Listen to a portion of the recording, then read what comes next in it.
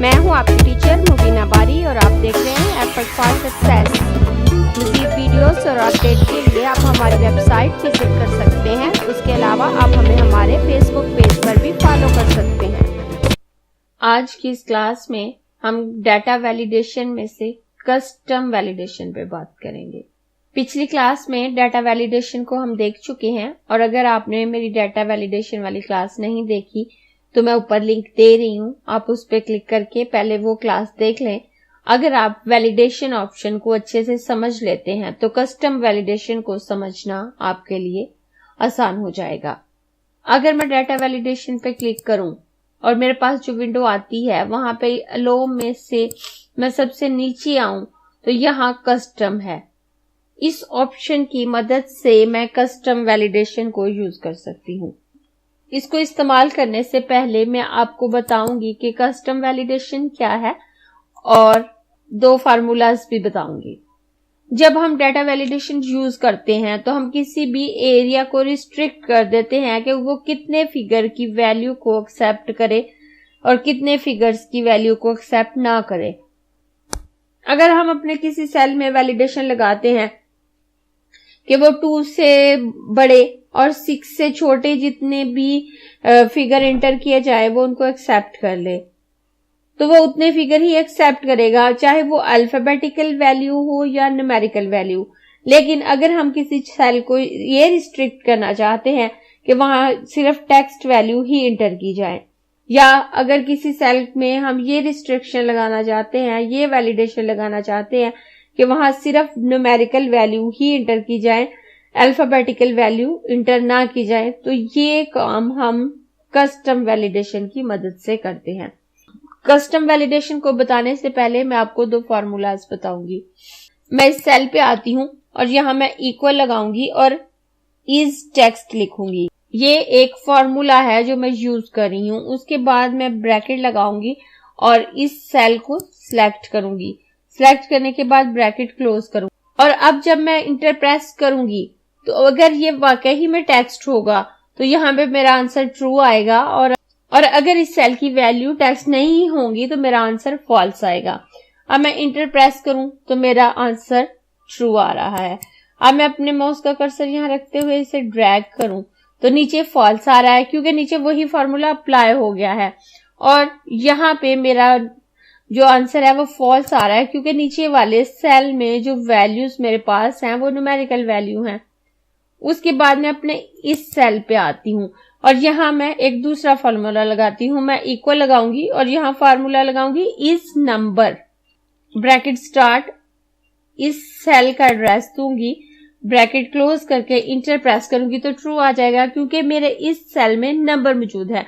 अब मैं चाहे ऊपर वाले सेल को सिलेक्ट करते हुए ड्रैग करूं तो नीचे वाला आंसर आ जाएगा, चाहे मैं दोबारा से फार्मूला लिखूं। चलिए दोबारा से फार्मूला लिख लेते हैं। मैं इक्वल लगाऊंगी इस नंबर, ब्रैकेट स्टार्ट और इस सेल का एड्रेस देके ब्रैकेट क्लोज और इंटर करूंगी तो यहाँ फॉल्स आ रहा है क्योंकि यहाँ नंबर नहीं है। इन्हीं दो फॉर्मूलाज को इस्तेमाल करते हुए हम कस्टम वैलिडेशन को यूज करते हैं। अब अगर मैं चाहती हूँ ये रेंज जो मैं सिलेक्ट कर ली हूँ यहाँ जस्ट टेक्स्ट ही लिखा जाए, इसमें न्यूमेरिकल वैल्यू ना लिखी जा सके, तो मैं इतने एरिया को सिलेक्ट करूंगी और डाटा वैलिडेशन पे क्लिक करूंगी। अब अलो वाले ऑप्शन में यहाँ क्लिक करते हुए नीचे से कस्टम सिलेक्ट करूंगी। जब मैं कस्टम सिलेक्ट करूंगी तो यहाँ ये फॉर्मूला बार आ जाता है। अब मैं यहाँ पे अपने माउस का कर्सर लेके जाऊंगी और यहाँ फॉर्मूला लिखूंगी, equal is text, bracket start और इसे इतनी रेंज दूंगी। रेंज देने के बाद ब्रैकेट क्लोज करूंगी और ब्रैकेट क्लोज करने के बाद ओके करूंगी तो ये मेरी वैलिडेशन यहाँ पे अप्लाई हो जाएगी। अब मैं अपने इस सेल पे आके अगर इसमें कुछ भी टेक्स्ट लिखती हूँ तो ये इसको एक्सेप्ट कर लेगा। ये देखिए मेरा आराम से लिखा गया, लेकिन जब मैं यहाँ न्यूमेरिकल वैल्यू लिखती हूँ तो आप देखिए ये मेरे पास एरर मैसेज आ गया। ये माइक्रोसॉफ्ट एक्सेल की तरफ से एरर मैसेज है। मैं इसको कैंसिल कर देती हूँ। अब अगर मैं चाहूं तो इनपुट मैसेज पे क्लिक करते हुए इनपुट मैसेज लिख सकती हूँ या एरर अलर्ट लिख सकती हूँ, और चाहूं तो मैं डिफॉल्ट माइक्रोसॉफ्ट एक्सेल की तरफ से जो हमें एरर अलर्ट आता है उसे ही यूज कर सकती हूँ। अब देखिए मैं जैसे ही इसमें टेक्स्ट लिख रही हूँ ये इसको एक्सेप्ट कर रहा है, लेकिन जैसे ही मैं इसमें न्यूमेरिकल वैल्यू लिखने की कोशिश करूंगी तो ये इसको रिजेक्ट कर देगा। मैं रीट्राई करते हुए इसमें दोबारा से टेक्स्ट लिखूंगी तो ये इसको एक्सेप्ट कर लेगा। उसी तरह से अगर हम जस्ट अपने सेल में नंबर लिखना चाहते हैं, उसमें टेक्स्ट नहीं लिखना चाहते, तो हम रिस्ट्रिक्ट कर सकते हैं अपने सॉफ्टवेयर को। उसके लिए हम इस एरिया को सिलेक्ट करेंगे और डाटा वैलिडेशन पे आएंगे। अब मैं यहाँ एनी वैल्यू में से कस्टम सिलेक्ट करूंगी और यहाँ पे फार्मूला लगाऊंगी equal is number, bracket start करते हुए इसको ये रेंज दे दूंगी। रेंज देने के बाद ब्रैकेट क्लोज करके ओके करूंगी।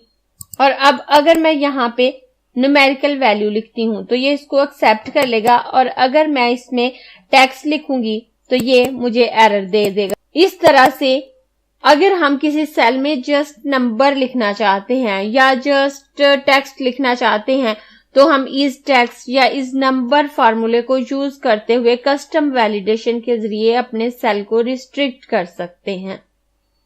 अगर आपको ये क्लास पसंद आई है तो लाइक कीजिए, अपने दोस्तों के साथ शेयर भी कीजिए ताकि वो भी सीख सके। आप अपने क्वेश्चंस और व्यूज नीचे कमेंट बॉक्स में लिख सकते हैं, और अगर आपने चैनल सब्सक्राइब नहीं किया तो प्लीज सब्सक्राइब कीजिए ताकि आपको आने वाली वीडियोस का नोटिफिकेशन फौरन से मिल सके।